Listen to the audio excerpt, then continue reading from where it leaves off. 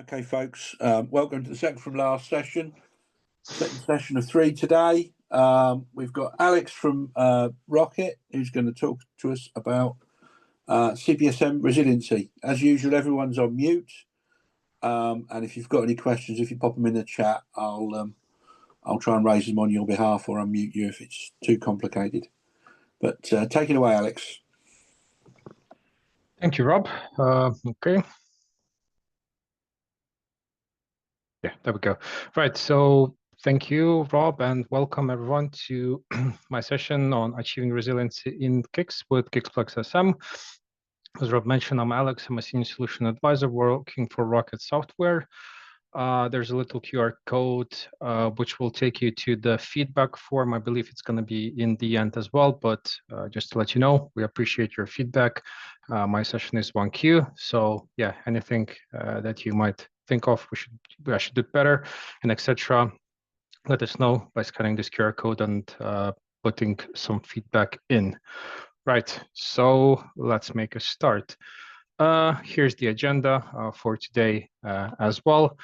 So first, we're gonna talk about the high availability overall on the mainframe, what it is, what HA actually means, what resiliency actually means on the whole mainframe environment. Then we're gonna start going a bit deeper and talk about resiliency in CICS, how you can achieve it, what are the prerequisites, how you can receive all of the workload into CICS. Then we'll talk about CPSM or CICS+SM, do a little overview about it, what it is, what you would need to do, and then we're going to try combine both of these topics. So CPSM product into resiliency CICS and check out some demos, how you can build some sort of resilient environment in CICS using CPSM. Okay. Right, so first of all, there might be some challenges across your organization, right? There could be different personas, as I believe how IBM likes to call them. So, for example, it could be an application developer, right? And you want to develop your CICS applications. You want to make sure that they have the latest fixes and features. It doesn't matter if it's vendor-bought code or it's something in-house that you've written for your organization as well, for your CICS application. In some cases, you want resiliency because different environments, different developers are using different environments as well. So overall, if one environment would go down and something needs to be tested quite quickly, with resiliency, you'd be able to quickly resolve that challenge.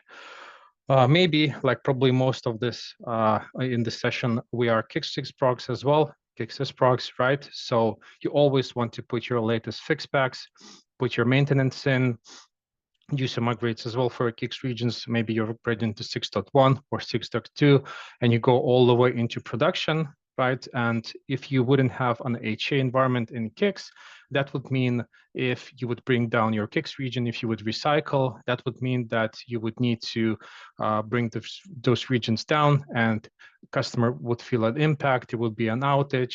You would have lots of complaints as well. You potentially would like to have an HA environment in your CICS application as well, right? Maybe you're a project manager, right? So you want to deliver that particular project for that particular application on time. You want to make sure that the customer doesn't have any impact while maybe creating completely new application. So that could be a completely new banking application, or some debit credit card application, Apple Pay, whatever, on your CICS, because we all love CICS. Everything runs on CICS these days. So we want to make sure in the end, from all the way from development into production, once you reach out production, when you're recycling CICS regions to implement your SIT changes, your SDFH load changes as well, customer wouldn't feel a thing. So project managers, would like to have an HA environment as well. Or maybe you're a mainframe architect, right? So you're in charge of all of the CICS applications. Like project managers probably gonna just be in charge or will be interested just in that one particular application, like debit card application, right? But as for product mainframe architect, you're interested on all of your CICS environments, on all of your CICS applications, and you always want to achieve everything in a zero downtime fashion. All of your changes needs to go in a zero downtime fashion, which means if you would bring one leg down, another would take all of the workload seamlessly, simultaneously, without any impact at all. Customer wouldn't sometimes even feel a blip. So, all of these challenges across the organization can be achieved and can be solved using resiliency and using CPSM, which we're gonna talk about today. I always like to put this slide as well, just some of the stats about CICS. I mean, we all know CICS, we're all CICS people, but like when it was created, 1968, it processes hundreds of billions of transactions daily. All of the ATM and credit card transactions usually grow for CICS. It's up at 99.9% and etc. I'm really passionate about CICS, so I always like to put this slide just to show how CICS cool is, as a product, as a mainframe, and CICS is the backbone of the mainframe as well. But anyway, yeah, we all know CICS. I'm gonna skip the slide for now and start from the very high level of HA. So let's start talking about what is HA on the mainframe level, on the mainframe scale. So high availability, what it is actually, HA, resiliency, what it actually means, right? So HA usually refers to an application being up all the time, and it should protect you from, any both planned and unplanned downtime. So, you have, for example, a couple of LPARs running CICS, cloned regions, and all of a sudden one goes down, another would pick all of the workload. That means, you're protected for planned and unplanned downtime. And, basically this is what HA might look like, and model could be. It could minimize your downtime, enhances your system resiliency overall as well. So customers would be particularly more happier because your services could be up 24/7 as well. And it doesn't mean, that only CICS is resilient. It could be other subsystems. It could be the whole mainframe. It could be the whole data centers are available and resilient as well. But yeah, just what HA is and what resiliency is on the high level. So on the mainframe level, how you could achieve HA? I think there could be potentially 4 points, right? So the first one is remove single points of failure. That could be on a subsystem level, right? So your CICS, your MQs, your DB2s, your IMS, and other subsystems, ZOS connects as well. So, if one goes down, everything shouldn't stop. Something else should pick up the workload, or the workload should be spreaded. So you need to make sure that you would remove the single points of failure. The next one is you need to create reliable failover. Again, this could be on the mainframe level, right? So potentially, even if your data center would go down, then if you would have another data center available for your mainframes, then everything would be able to transfer all of the workload to a different mainframe. So it could mean from a data center perspective, it could mean on your subsystem level, it could mean on your LPAR level. Maybe you have a hot standby, function where you have an LPAR up, and then all of a sudden you have another LPAR just for hot standby solution. So if one your LPAR goes down, another would start up on a different mainframe, just in case something would go wrong. So you must have some sort of reliable failover in place for your environment, for your mainframe environment. Detect failures instantly, right? So you're monitoring, you're alerting.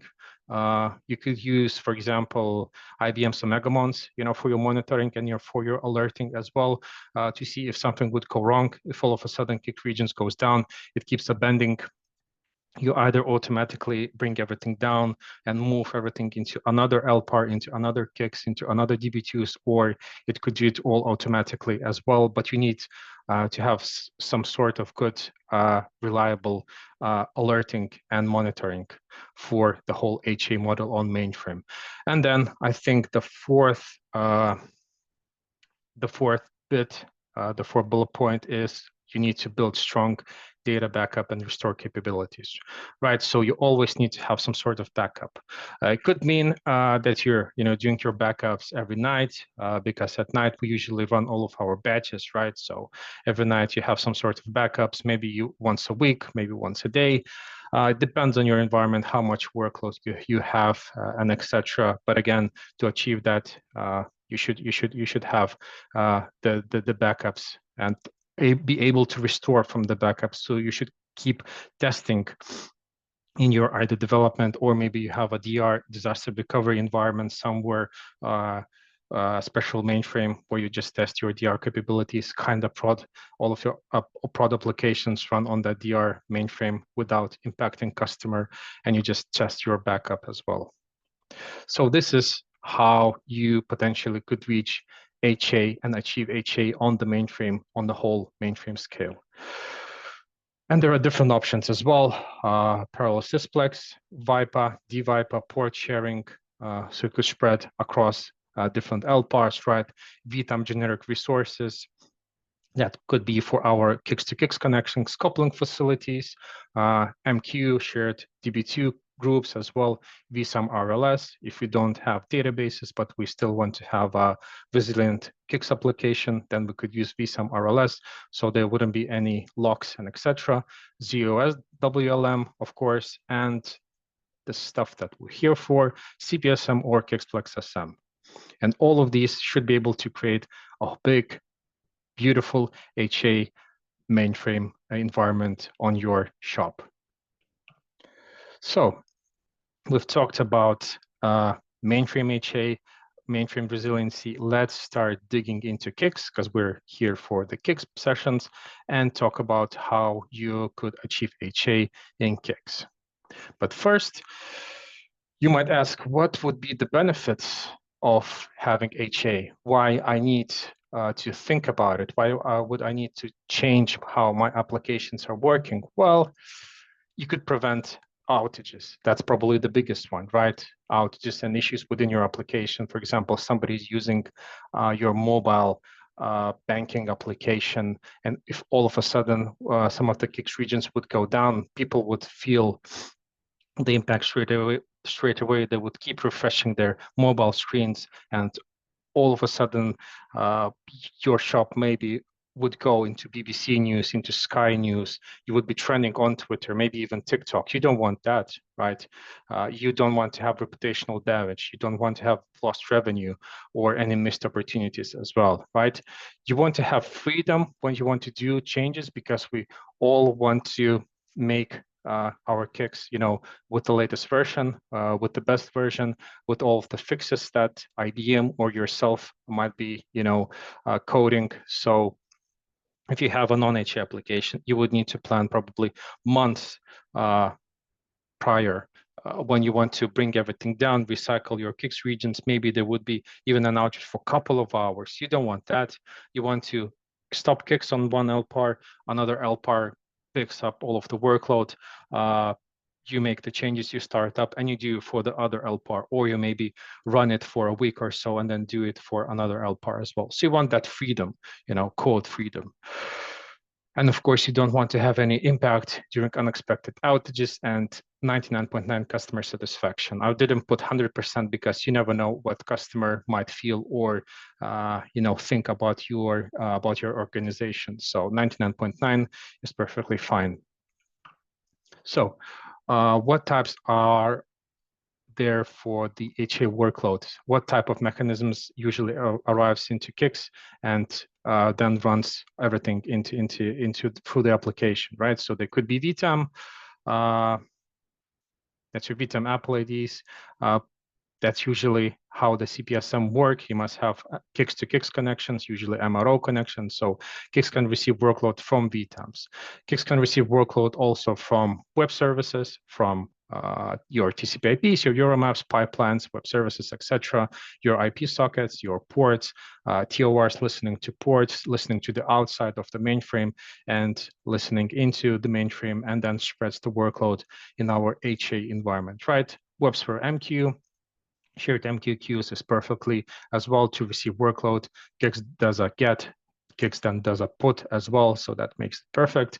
And then CICS-TG, CICS Transaction Gateway, can send workload into CICS-TS and vice versa as well. So we know the benefits of HA in CICS. We know how the workload usually arrives into CICS. We have the HA mainframe, but we want to make CICS as HA as well. So what usually would happen if the workload arrives for all of those mechanisms into CICS? Well, I think there could be two things that could happen, two steps. Either CICS would run that request in a single CICS region, finish everything up, maybe sends the the response back, and that's it. Everything finishes. Or if it's an HA environment, then it could route all of the workload into different LPARs, into different CICS, because maybe you have a huge application. One application checks your authorization, another application checks your fraud, and etc. So, you want a huge environment as well. So for the resilient environment, you would need to considering the following. Let's start kind of building our HA application in CICS, right? Because we know how everything is now working. So first, you need to CICS configuration. You need to change some of the SIT parameters, which we're going to talk in a couple of minutes, and some RDO definitions and etc. You must have CICS Plex SM installed, the IBM product, the beautiful and amazing IBM product, CICS Plex SM, right? Then you must have CICS workload management configuration, which we're going to see a demo today as well. And then you might think of cloning applications into different LPARs. So for example, same CICS regions with different job names, using same application running in a couple of LPARs, or maybe 4-way environment or 6-way environment. So it depends totally on your shop and how you would like to handle all of the workload. So how this HA model can be achieved in CICS with CICS Plex SM, right? We know how everything works, but how you can do that with CPSM. First, let's do a little overview of what this CPSM actually is. CPSM is an amazing tool developed by IBM as well that enables you to manage multiple CICS regions from a single control point, right? So it can do a lot. It can do operations control, resource definitions. It can monitor your CICS region health as well. Do some threshold analysis, API, so you can send some API via CPSM, via WUI, and etc. You can do some notifications. But the one thing that we're really interested in today is the workload management, how it could manage the workload in our HA environment, spread the workload across multiple LPARs, one CICS Plex, and make the whole environment resilient. First, what are the key components of the CPSM configuration? We know what the CPSM actually does. Just looking at the time. Yeah, and how you can achieve it. Now let's talk about the configuration first, right? So you need CICS Plex. We all know what a CICS Plex is, right? So CICS Plex is a kind of grouping your CICS systems or your CICS regions, so you can manage and manipulate if there would be like one single entity, right? Then you need to have MAS. What is a MAS? Well, it's a managed application system, or basically like a CICS region, which basically CPSM would understand. If you define a MAS, basically a CICS region, CPSM would understand that CICS region, there is a CICS region, I need to monitor, I need to highlight it, I need to run workload into there. Maybe your CICS region is already running on your ZOS, but to make sure that CPSM actually looks at it, monitors it, and sends the workload, you need a MAS. Basically, you tell CPSM a CICS region name, Apple ID, sys ID, and that's it, and it will do the rest. You need CMAS. CMAS is basically like another CICS running CICS region on your ZOS. Each LPAR has its own CMAS, and it basically is there it's responsible for your work in managing and reporting for every CICS region on that particular LPAR. And then CMSs can talk to each other CMSs and would understand the whole routing mechanism and where I need to send the workload as well. And CMCI as well.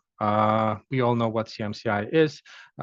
Maybe you want to maintain your CPSM, your workload with CICS Explorer, then you need a CMCI connection. So yeah, these are 4 components I think that you would need for the CPSM. And basically, nice little picture as well. You have your CMS, you have your WUI server as well, which can receive all of your web browser kind of interface. So you log on to your web browser, you log on to WUI server, it goes into CMSs, and it checks all of your MASs, which is our CICS regions on that particular CICSplex. Every WUI has its own repository, and then the CMS has its own data repository where you store all of your configuration, all of your WLM configurations, all of your transaction classes, transaction definitions as well, if you want to route differently for different transactions as well, different rules basically. So we know on a high level what CPSM is. So what are the interfaces that you could manipulate your workload, create workload, delete workload, and etc. So there is a CPSM WUI, basically a web user interface. It's like a started CICS region, has its own port. It opens everything up, starts an application. You log on via your web browser, and then you can manipulate and change stuff. We're gonna see how that WUI actually works when you create a WLM. So yeah, user interface, maybe a bit out of date sometimes, but you can still do everything that CPSM actually offers. Another interface for CPSM is CICS Explorer. Probably all of us have been using CICS Explorer. So yeah, an Eclipse-based platform, ZOS Explorer, then CICS Explorer plugin, and it has all of the CPSM component as well, which is awesome. You could do it, all of the changes, all of the CPSM changes with the right left click as well, and then batch, or probably all of batch. So you can manipulate your CPSM configuration via batch, writing some commands, hitting enter, submitting your job, and then it will send all of the your changes, all of your commands via API that CPSM actually has, right? So what are the benefits of having the WLM on CICS on CPSM, right? So it actually does the beautiful control mechanism of your transactions. So once the workload arrives into TOR, for example, in our terminal owning region, and we have 2 AORs available, first that CPSM WLM would do is routing algorithm. It will check which routing algorithm you have. If you have, for example, local, send everything first into local LPAR, and then if that local LPAR, that local CICS is not available, send cross-platform, right? Send cross LPAR, sorry, right? Then it will check health for each of the CICS regions. So it will check if you have any bands, if you have how many TPS you have, what are the trunk classes, what are the max tasks that you currently have. CPSM WLM will do everything. It will do the workload separation. So for example, in this region, you can specify all kinds of rules. In this region, I want just this set of transactions to be running. In this set of region, different set of transactions running, all from one, for example, TOR. CPSM can do all of that, and it's quite easy to achieve that, and it will do all of your affinities as well. So imagine somebody is checking, again, their mobile banking application, withdrawing some money or doing something. All of that workload goes through ports to TOR, to AOR, to maybe another AOR, and CPSM routes everything across, always checking your health, always making sure you would achieve 0.0 response time, because CICS is all about super mega fast response times as well. So you can imagine how fast CPSM and all of the WLM mechanism is actually working, right? And again, the routing, the WLM, we have the one WLM. It will check your load of your CICS regions. It will check health of your CICS regions, link speed as well. If you have enough TPS, if it's too high TPS, if it's too low as well, all of the affinities, and then decide the target, which region I need to route the workload to, right? Yeah. So what would be the prerequisites of CICS WLM? Well, we've mentioned all of the CPSM configuration, like the CMAS with maintenance point. You have your WUI, CMCI, and then CICS definition, but you would need to do some of the CICS configuration as well. So we'd need to have a CICS. You would need to have your TORs, your AORs. You need to make sure that your transactions are dynamically defined in TOR and then are local in AOR. So, you know, when you have that dynamic equal yes, you need to make sure that that's defined in TOR, and that CPSM would know, okay, this is the one that I need to route to my AORs, to my target regions as well. Your MRO connections needs to be, you know, connected. Maybe you have the FOR as well, which is totally fine. You can read all of those configurations once you're done on the slides, but conscious of time, I'm just gonna go further because I want to show you the demo. So this is the WLM spec and how it would look on a high level. Basically, you have your CICS regions here. Doesn't matter which LPAR, as long as they're in one CICSplex, you can have multiple CICS regions from different LPARs. So you have one group, which is called CICGRP group, right? You have TORs defined in here, or what we call MAS. Remember MAS definitions. Then we have another group.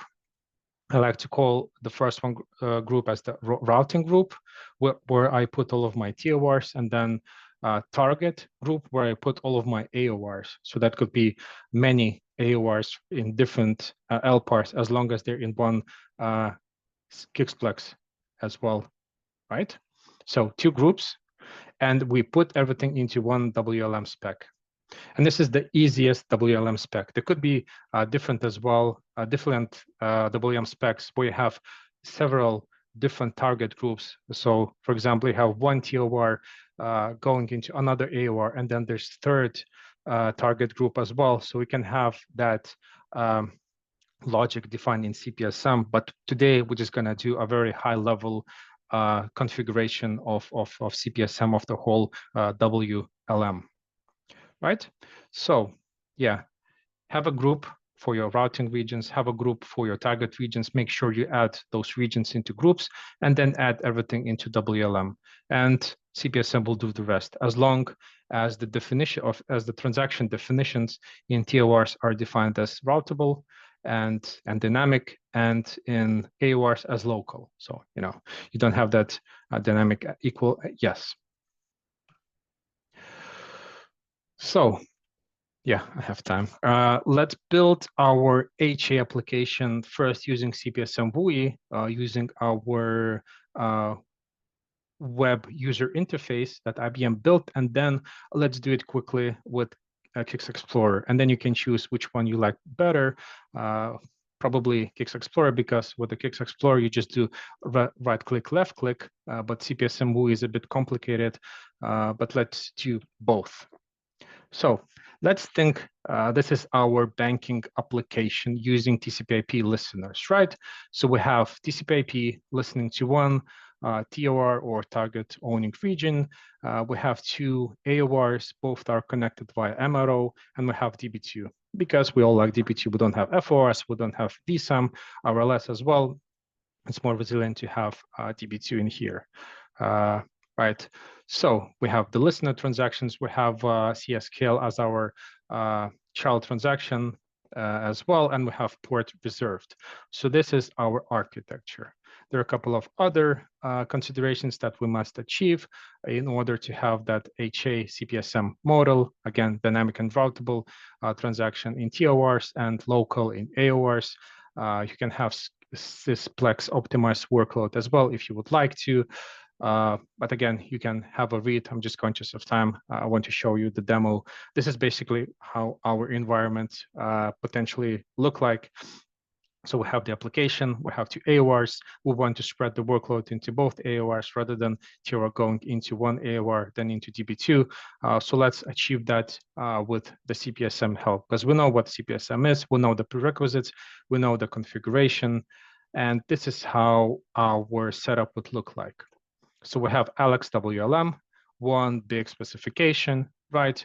Inside we have TOR in routing group. We have two AORs in target group, and we associated both of the groups in one big WLM. And that's it, right? We have the definitions already. We have the configuration already set up. So let's have a look how you can do that in WUI first, and then how we can do it in CICS Explorer as well. So first, what you would need to do in WUI, you would need to define CICS system definitions, what we called MAS. So remember, MAS basically means that your CICS regions is running on ZOS. Now you need to tell CPSM that the CICS region actually exists. So define it, tell the job name, tell Apple ID, tell the SysID, and click create, and it will CPSM will know, okay, this region actually exists. I can work with the workload, and I can route it how much you want. So first, I've logged on into my CPSM WUI. Maybe some of you have already seen it, but this is the first screen that you would see, the main screen. I would go into administration. Then I would go into topology administration views and click on the system definitions. So I need to define my CICS regions in CPSM first, right? Click on it, click create. I would put the job name, job ID, then put some descriptions as well, my TOR, and then put my CMAS name. So again, remember every helper has its own CMAS, so make sure to know where your CICS region is running and select the correct CMAS as well. And then I just put my Apple ID and then SysID. And that basically would be it. I scroll down and click create. So I've just told CPSM that there's actually a CICS region which is available. I've done the TOR. I'm going to do the AORs as well, AOR1 and AOR2 in the same way. I'm just going to skip it a bit. I'm doing AOR2 now and click create. And now we can see I've defined my TOR and two AORs in my CPSM WUI. So now CPSM knows that these regions actually exist. And now I can create the whole workload specification by telling CPSM which one is TOR and which one is AOR, right? And I'll put some comments as well if you want to, again, check the video and check everything out, and some useful information as well if you want to review the whole slide as well. Like there's a little help button. If you don't know what you want to put in particular field, click on little help button and it will tell you what each field actually does. Right, we've defined CICS regions in the CPSM WUI. Now we want to create our two groups and add those regions into those two groups. Basically telling CPSM, this is my TOR group and these are my target group. Send everything from TOR into AOR. Otherwise, CPSM wouldn't know which one is AOR, which one is TOR. And especially if you have like multiple AORs, then you would need them in one big group.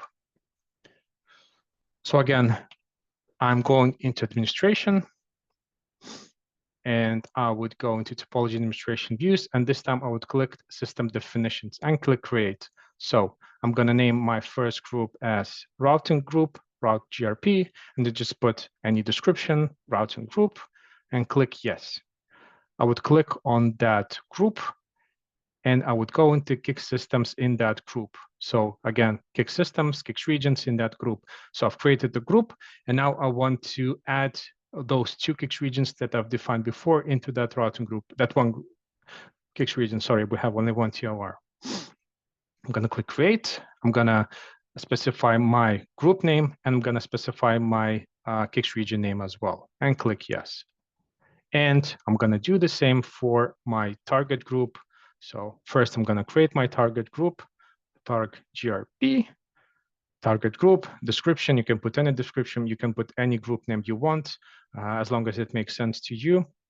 And I'm going to go into that group, into the CICS systems, and I'm going to add basically my MASs or my CICS regions into that target group. So my AOR1 and my AOR2. You actually have to remember the group name and the CICS region name. It doesn't let you select from the list, which is unfortunate in WUI. Totally different story on CICS Explorer. Right. I've created two groups. I've added my regions. Now CPSM will start to understand which one is TOR and which one is AOR. I'm going to show you in a second how. And some useful information for you as well to read later on. Now I'm going to create the whole WLM spec, right? So I've done the CICS regions. I have two groups. Now I need one big, huge specification and tell CPSM which one is the AORs, where I need to send all of the workload from the TORs, right? Again, the beautiful WUI administration, and this time I'm going to go into workload management administration views. Click on the specifications and create a new one. Click create. Now I need to specify the name of that specification. Again, anything that you want. This time I put Alex WLM. And you need to add a couple of defaults. Primary search criterion user ID. You can change it according to your configuration. And let me just go back a bit. You need to specify default target scope. So that's where CPSM would understand which regions are the target regions, which ones are the AORs. So remember, we created a target group, right? And we added two regions. Now, when we created the WLM specification, we're telling which ones are the AORs. So my target group, because I have two regions, I could select just one, right? If I would have a very simple application with just one AOR, but as I have a couple, I've added them into two. I've added them both into one target group, and I'm going to select that send workload to both AORs rather than just one. I'm just going to select the algorithm type. It depends on your configuration. You can change them. You can read which algorithm you might have. I've done the WLM creation. I'm going to go inside, and now I need to associate both of my groups with WLM. I've told which target group, which AORs is actually for the WLM, for the CPSM, but now I need to add both of those groups to my Alex WLM as well. So I'm just going to click create, and this time we actually gonna do a list, and you can select. Actually, you don't need just to type like we did for grouping and for the regions. So I'm going to select my W specification, and I need to add both of my groups. So it doesn't matter which you do first. I'm going to add my TOR group first. I'm going to put the force, making sure that you don't need to recycle. Everything would start, everything would be in place from the very beginning. So if you wouldn't do a force, you would need to recycle your CICS regions, for example. And I'm going to add my AOR group as well. And I'm going to do force as well to make sure everything, all of the changes are straight in. Right, so let's have a look what we have. So we have a WLM specification called Alex WLM. We have group, routing group with one region, and we have target group with two AORs. We've told WLM when we were creating which one are the AORs, and we added all of the CICS regions into that WLM specification. And that basically how you would define and create WLM specification. And now, if you have available application, HA application, you have your configuration done, you have your transactions defined as routable and dynamic in TOR and local in AOR, that's it. Once you start the workload, CPSM would know these are the targets. I need to send everything from this one because this is dynamic and routable into those two. I'm going to select which one of those based on the health, based on events, based on TPS, and etc. You can forget everything. WLM will do the rest. CPSM will do the rest. Happy days. Right, so what we've done, we just added the CPSM bit because before that, TOR would send everything into the first AOR rather than spreading the workload. So now we have CPSM WLM specification available, and even if one of the AORs would go down, everything would still flow fine without any issues, right? So yeah, I have not a lot of time, but basically this is how you would do it from the WUI perspective. Let's quickly have a look how you would do it from the CICS Explorer perspective as well, because we are all like the modern ways of working and etc. So this time, just quickly, Alex, sorry to interrupt you before we go on. We've got a question in the chat from Ian Titford, who knows quite a bit about CPSM. So I don't know if you want to read it, but I'll read it out. Hi, long-time fan of CPSM. On a WLM scope, can a, in quotes, AOR scope region also be a router? I think I know the answer to that one, but what happens should an AOR scope region try to WLM a transaction that has no WLS, so therefore would default on the AOR scope to route to itself? Or does EYU9XLOP detect this as a route fail for the transaction, I guess? Ian, I don't know if you want me to unmute you. I probably will try and do that.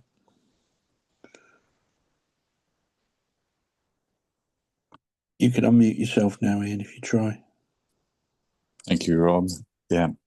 So I have been using CPSM for a little while, a couple of years. Do you understand the question, Alex? It's basically if I have an AOR and as a target that's in the target scope, but as a router itself, and if it doesn't have any workload separation for a transaction, where does that transaction go? Right, let me try to understand the question.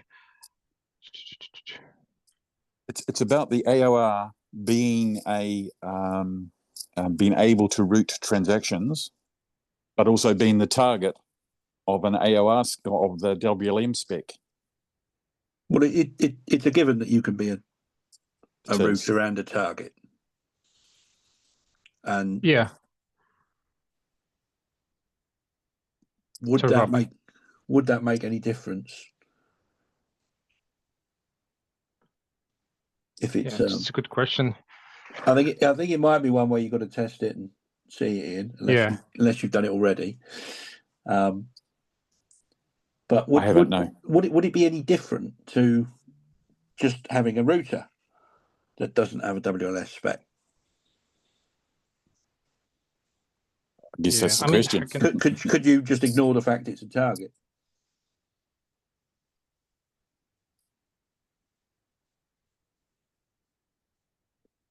Okay, well, I think it's probably one we're going to have to take offline, Ian, but it's a very good question. Yeah, I'll have to play around with it as well. Yeah. I'll try to answer it afterwards. Yeah. Okay. Thank you, Alex. Sorry to set such a difficult question. No, it was a good one. Yeah. Carry on. I think there's another question, but okay. Yeah. Is there? Yeah. Is there? Yeah. Sorry. I just opened the chat. Yeah. All targets have to be routers as well, right? Not necessarily, JJ. Yeah. If you're an endpoint, you don't have to route anything on. So in an ideal world, if I was designing a system, I'd love things just to come in, do 2 levels of hierarchy, get processed by an AOR and disappear. But in more complicated sites, such as the one that we both run, JJ, things do move around, and then you do have an AOR that's routing, but it doesn't happen all the time.